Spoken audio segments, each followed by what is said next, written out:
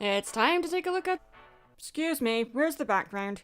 It's time to take a look at another significant animated short that I have never seen before, in spite of it being famous for being Donald Duck's debut. One of the most beloved animated characters of all time. Yeah, I'm still hanging my head in shame over here.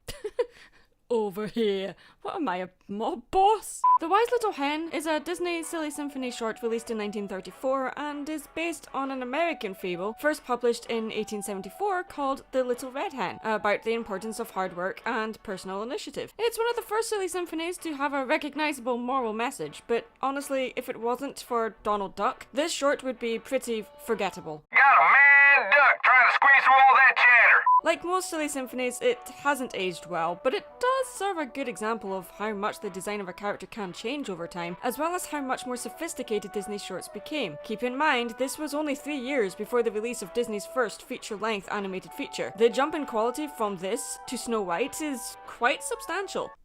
Can you imagine how different With a Smile and a Song scene from Snow White would be if there were ducks in that? I don't know.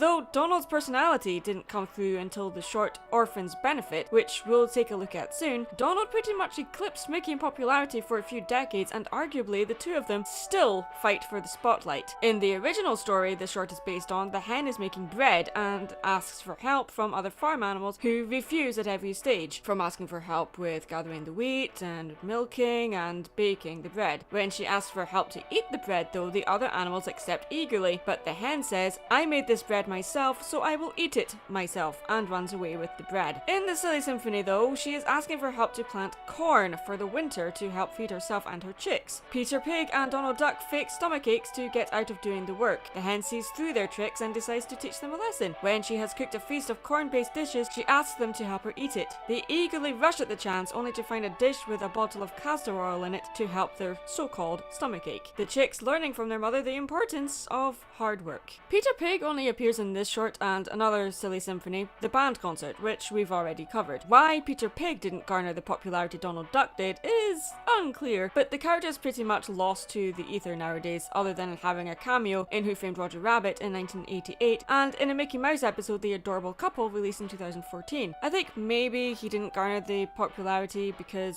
he was just too similar to Porky Pig, I guess. I don't know. Donald Duck went on to become one of the most famous cartoon characters in the world, a great part of this due to his unique voice, which was provided originally by Clarence Nash. The voice is distinctive, both for its duck-like quality, and the fact that it is often very difficult for anyone else to understand, especially when Donald flies into an uncontrollable rage. To keep Donald's voice consistent throughout the world, this is amazing. Nash voiced the character in all foreign languages that the Disney shorts were translated into at the time. That means Donald retained the same level of incoherency all across the globe. That is incredible. I'll say this for the Wise Little Hen short though.